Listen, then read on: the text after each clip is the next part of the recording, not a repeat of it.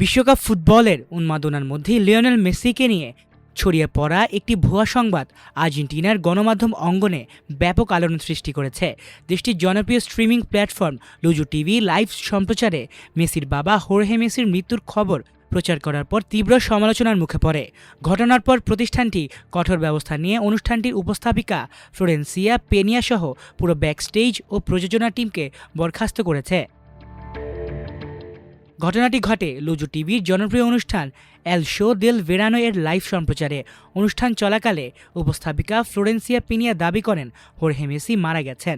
তিনি আরও বলেন, বাবার মৃত্যুর কারণে আর্জেন্টিনা দলের অধিনায়ক লিওনেল মেসির জাতীয় দলের ক্যাম্প ছেড়ে দেশে ফিরে যাওয়া উচিত। লাইভে প্রচারিত এই বক্তব্য দ্রুত সামাজিক যোগাযোগ মাধ্যম ও বিভিন্ন অনলাইন প্ল্যাটফর্মে ছড়িয়ে পড়ে। তবে কিছুক্ষণের মধ্যেই জানা যায় খবরটির কোনো সত্যতা নেই। মেসির পরিবারের পক্ষ থেকে আনুষ্ঠানিক বিবৃতি দিয়ে জানানো হয় হোর্হে মেসি জীবিত আছেন এবং স্বাস্থ্যগত সমস্যার কারণে চিকিৎসাধীন রয়েছেন। পরিবারের ভাষ্য অনুযায়ী তার শারীরিক অবস্থার উন্নতি হচ্ছে এবং চিকিৎসকরা আশাবাদী। বিবৃতিতে পরিবার গভীর উদ্বেগ প্রকাশ করে জানায়, ব্যক্তিগত ও পারিবারিক একটি সংবেদনশীল বিষয়কে যাচাই বাছাই ছাড়াই যেভাবে প্রচার করা হয়েছে তা অত্যন্ত দুঃখজনক। তারা অভিযোগ করেন, কিছু ব্যক্তি ও গণমাধ্যম ন্যূনতম দায়িত্বশীলতা, সংবেদনশীলতা ও নৈতিকতার পরিচয় না দিয়ে গুজবকে সত্য হিসেবে উপস্থাপন করেছে, যা পরিবারকে মানসিকভাবে কষ্ট দিয়েছে। মেসি পরিবারের পক্ষ থেকে আরও বলা হয়, হোর্হে মেসির শারীরিক অবস্থা সম্পর্কে নির্ভরযোগ্য তথ্য কেবল পরিবারের সদস্য ও চিকিৎসকদের কাছেই রয়েছে।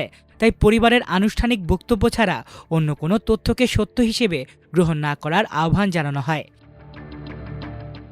এদিকে আর্জেন্টিনা ও আন্তর্জাতিক কয়েকটি গণমাধ্যমের প্রতিবেদনে উল্লেখ করা হয়েছে, হোর্হে মেসি বর্তমানে বুয়েন্স আইরেসে চিকিৎসা নিচ্ছেন।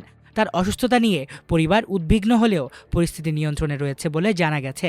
এমনকি বিশ্বকাপে আর্জেন্টিনার প্রথম ম্যাচের পর লিওনেল মেসির আবেগঘন প্রতিক্রিয়ার পেছনেও বাবার অসুস্থতা ভূমিকা রেখেছিল বলে বিভিন্ন প্রতিবেদনে দাবি করা হয়েছে। এই ঘটনার পর আর্জেন্টিনার সংবাদ মাধ্যমে তথ্য যাচাইয়ের গুরুত্ব এবং ভুয়া খবরের ক্ষতিকর প্রভাব নিয়ে নতুন করে আলোচনা শুরু হয়েছে।